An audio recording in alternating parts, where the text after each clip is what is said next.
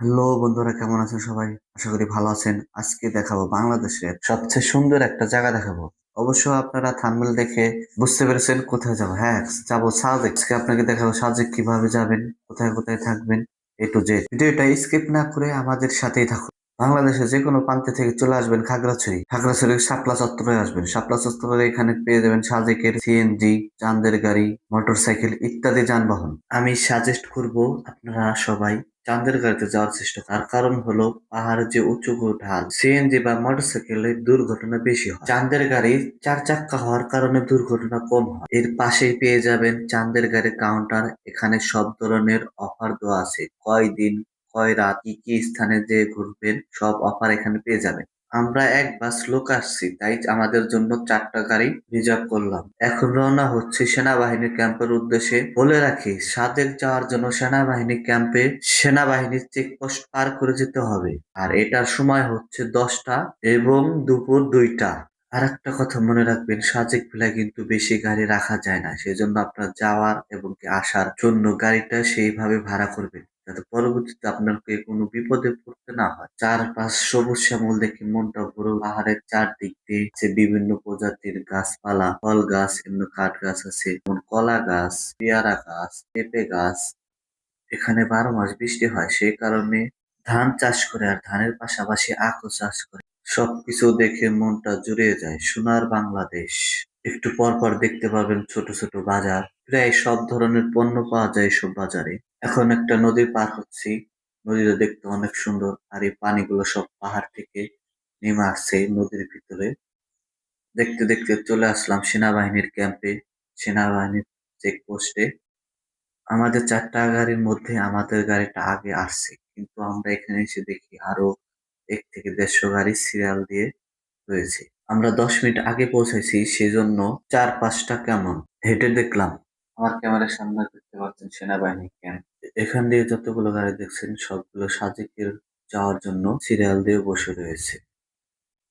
একটা কথা মাথায় রাখবেন, আপনারা যদি সাজেক যেতে চান তাহলে 2টার মধ্যে এখানে উপস্থিত থাকেন। কিন্তু 2টোর পরে আসলে কিন্তু আপনি আর যেতে পারবেন না। সেনাবাহিনীদের এটাই নির্দিষ্ট টাইম। তার কারণ হলো এখানে পাহাড়ি অঞ্চল, পাহাড়ি রাস্তাঘাট, যে কোনো সময় আপনি বিপদে পড়তে পারেন। সেজন্য সেনাবাহিনীরা আপনার সাথে যে আপনার গন্তব্য স্থানে পৌঁছে দেয়।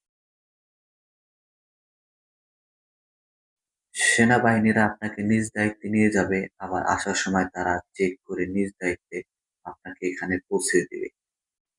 তাই আপনারা টাইম মতো চলে আসবেন।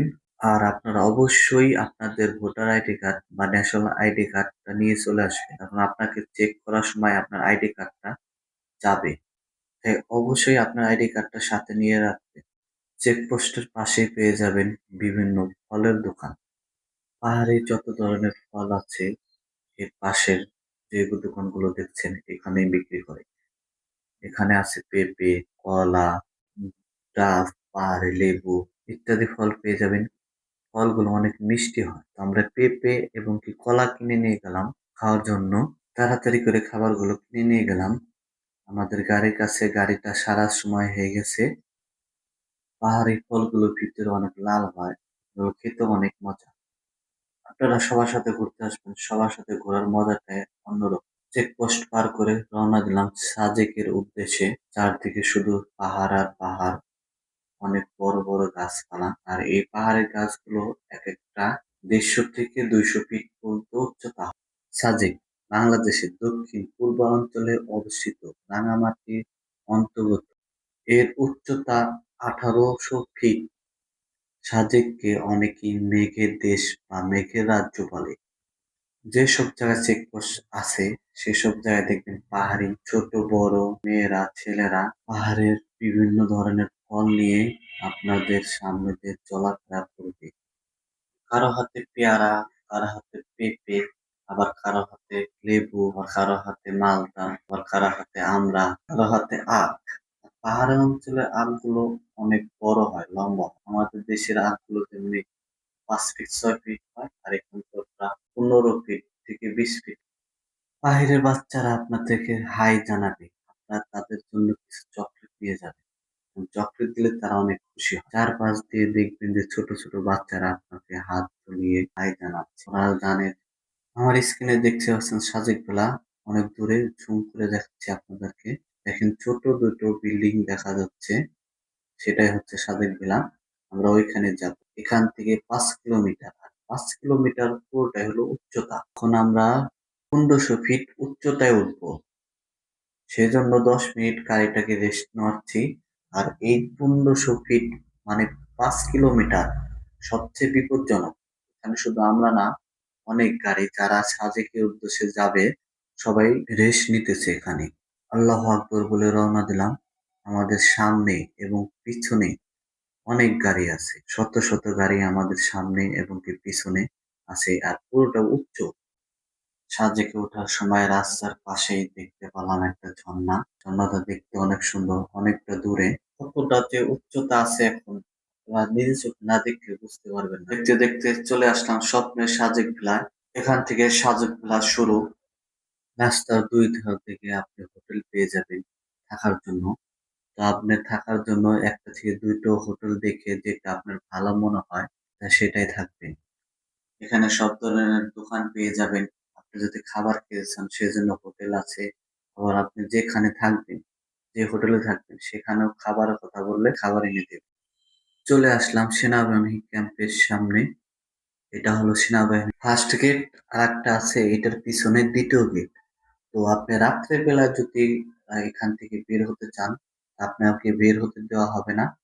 আবার এবং কি বাইরে কেউ যদি এখানে ঢুকতে চায় তাকেও ঢুকতে দেওয়া হবে না। এখানকার ওয়েদারটা দেখুন, যেমন আমরা গ্রামে যখন থাকি শীতকালে কুয়াশায় ভরা থাকে দিনটা, এখানেও ওরকম কুয়াশায়। আপনারা ইতিমধ্যে জানেন যে সাজেকে কয়েকদিন আগে অগ্নিকাণ্ডে অনেক ক্ষতিগ্রস্ত হয়েছে। এখানে অনেক হোটেল দোকানপাট পুড়ে গিয়েছে। আমার ক্যামেরায় দেখছেন এই সামনে একটা গাছ পুড়ে একটা সাইড। এই ছিল আমার সাজেক আসার গল্প। আমার গল্পটা কেমন লাগলো আপনারা সবাই কমেন্টে বলবেন, আর বেশি করে শেয়ার করে দিবেন যাতে যারা আসতে চাচ্ছে তারা যেন এই ভিডিওটা ভালো করে দেখে ওইভাবে আসতে পারে। সাজেক আমি কোথায় কোথায় ঘুরলাম সেটাও দেখাবো আপনাদের সবাইকে। তো এরকম নতুন ভিডিও পাওয়ার জন্য আমার পেজটাকে ফলো করে রাখবেন এবং চ্যানেলটাকে সাবস্ক্রাইব করে রাখবেন। আর আমি যে হোটেলে ছিলাম আপনারা যদি থাকতে চান আমার সাথে যোগাযোগ করবেন, আমি সেই হোটেলের নাম্বার দিয়ে দেবো। ভাইয়াটা অনেক ভালো। আর আমি এমন একটা হোটেল ছিলাম সেটার ওর বাইরের লুকটা অনেক সুন্দর। দেখতে পাচ্ছেন আমার হোটেলের বাইরের লুকটা। আমরা ওই নিচু ওই জায়গা দিয়ে আসছি, ওই যে ছোট বাড়ি ঘরগুলো দেখা যাচ্ছে ওইখান দিয়ে আমরা আসছি। সবশেষে একটা কথা বলতে চাই, আপনারা যা আসতে চাচ্ছেন বা আসবেন দ্রুত চলে আসুন।